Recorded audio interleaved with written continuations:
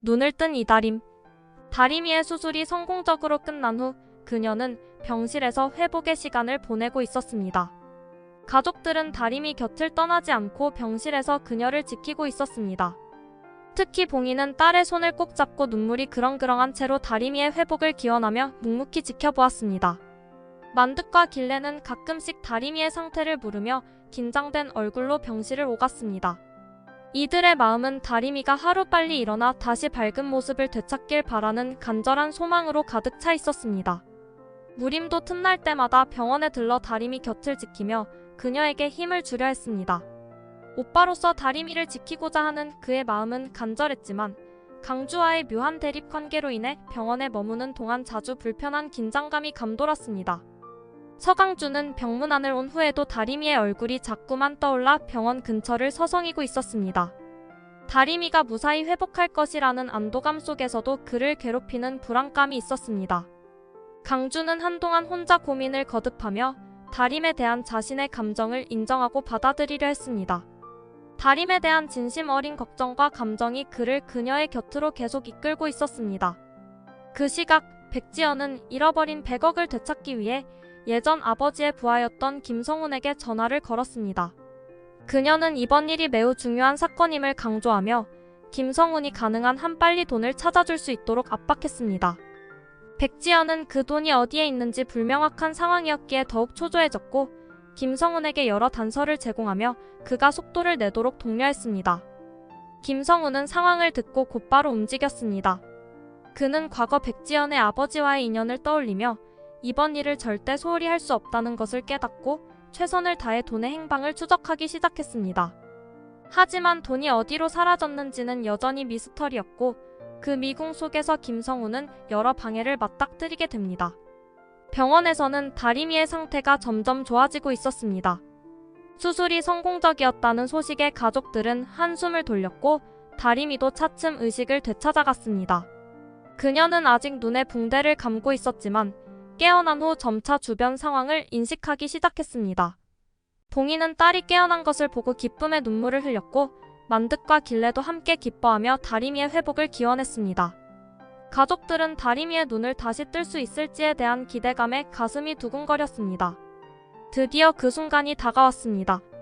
간호사가 천천히 다림이의 눈에 감긴 붕대를 풀기 시작했습니다. 병실은 숨죽인 듯한 정적에 휩싸였고 모든 가족들이 떨리는 마음으로 그 과정을 지켜보았습니다. 다림은 눈을 깜빡이며 주위를 천천히 살펴보았습니다. 그리고 그녀의 시선이 봉이에게 닿자 다림이는 울먹이는 목소리로 엄마 라고 말했습니다. 그 말에 봉이는 그동안 참아왔던 감정이 한꺼번에 터져나와 눈물을 쏟아내며 딸의 손을 꼭 잡았습니다. 그 순간 병실 안에는 따뜻한 가족의 사랑이 가득 차올랐습니다. 만득과 길레 역시 눈물을 흘리며 서로의 손을 맞잡았습니다. 그들은 비록 지금까지 많은 어려움을 겪었지만 이 순간만큼은 모든 것이 다 잘 될 것이라는 희망을 품게 되었습니다. 한편 강주는 병실 밖으로 나와 하늘을 올려다보며 깊은 생각에 잠겼습니다. 그는 병실에서의 다림을 떠올리며 그녀가 얼마나 용감한지 깨달았습니다.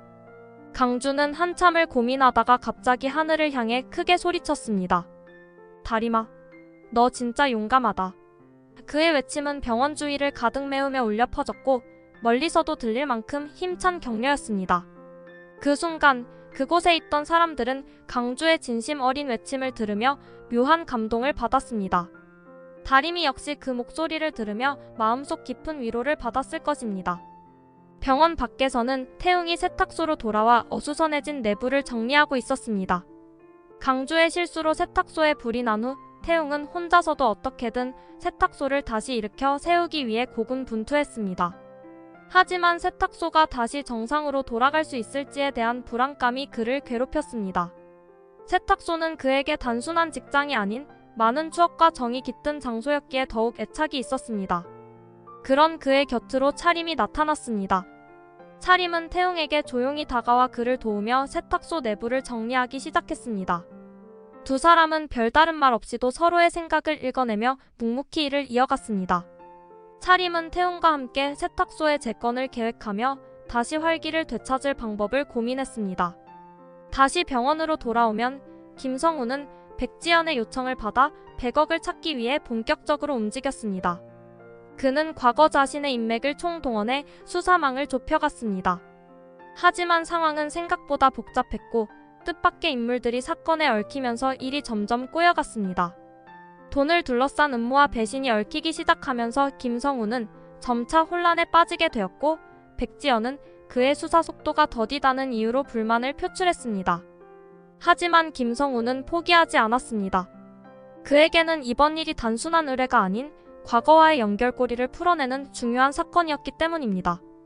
그 사이 다림의 가족들은 병실에서 그녀의 회복을 기뻐하며 새로운 시작을 다짐했습니다. 봉이와 만득, 길레는 다림이 무사히 눈을 뜬 것에 감사하며 앞으로의 밝은 미래를 그렸습니다. 차림과 태웅도 세탁소에서의 일정을 마치고 병원으로 와서 그녀의 회복을 축하했습니다. 그러나 그들의 평화로운 순간도 잠시 백지연과 김성훈이 얽힌 100억 사건이 다가오며 또 다른 갈등이 펼쳐질 조짐이 보이기 시작했습니다. 이 사건이 앞으로 어떤 방향으로 흘러갈지, 그리고 다림과 그녀의 가족들에게 어떤 영향을 미칠지에 대한 긴장감이 고조되었습니다. 지승돈의 아들. 지승돈 회장은 메일 내용을 읽고 나서 한동안 눈을 떼지 못했습니다. 91년 햇살 보육원에 내 아들을 두고 갔다는 노엘이의 충격적인 고백은 그의 가슴에 깊은 파문을 일으켰습니다. 머릿속은 복잡하게 얽혔지만 회장으로서의 단호함은 그를 쉽게 흔들리게 하지 않았습니다. 그날 밤 지승돈은 평소와는 달리 일찍 귀가했습니다. 침실에 들어섰으나 쉬지 못하고 다시 서재로 발길을 돌렸습니다. 서재 책상 서랍에는 오래된 가족 사진이 놓여 있었는데 젊은 시절 노엘이와의 추억이 얽혀있는 사진이었습니다. 그는 사진을 한참 동안 들여다보다가 한숨을 쉬며 자리에 앉았습니다. 아들이 있었다니. 어떻게 이 모든 걸 몰랐지? 그는 그때의 기억을 떠올렸습니다. 젊은 시절의 자신은 사랑에 빠졌고 순수하게 노엘이를 믿었습니다. 하지만 그녀가 갑자기 사라진 뒤 모든 것이 엉망이 되어버렸습니다. 그리고 시간이 지나면서 그 사랑도 자연스레 잊혔다고 생각했는데 그 속에 아들이 있었다니. 지승돈은 곧 비서실에 전화를 걸었습니다. 노엘이라는 여자를 찾으라고. 1991년 이후의 행적을 모두 조사해봐. 며칠이 지났습니다. 회장은 점점 마음이 복잡해졌습니다. 그는 과거의 실수로 인해 생겨난 아들을 찾는 것이 과연 옳은 일인지 고민했지만 이미 마음속에선 그 아들을 향한 궁금증이 커져가고 있었습니다. 비서실에서 받은 보고서를 펼쳤을 때 지승돈의 눈은 단번에 햇살보육원이라는 이름에 멈췄습니다. 그리고 그 보육원에서 자란 여러 아이들에 대한 정보를 읽어나갔습니다. 하지만 한 가지 사실이 그를 더욱 충격에 빠뜨렸습니다. 차태웅? 보고서에 따르면 차태웅이라는 젊은이는 햇살보육원에서 자랐고 부모에 대한 기록은 없었습니다. 그가 어린 시절 버려졌다는 사실과 지승돈의 아들이 보육원에 버려졌다는 사실이 묘하게 맞물렸습니다. 더욱 놀라운 것은 차태웅이 회장 자신과 닮아 있었다는 이야기였습니다.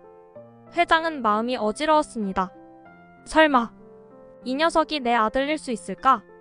그는 자신의 머릿속에 떠오르는 수많은 생각을 억누르려 애썼지만 이제는 차태웅에 대해 조사해봐야겠다는 결심을 했습니다.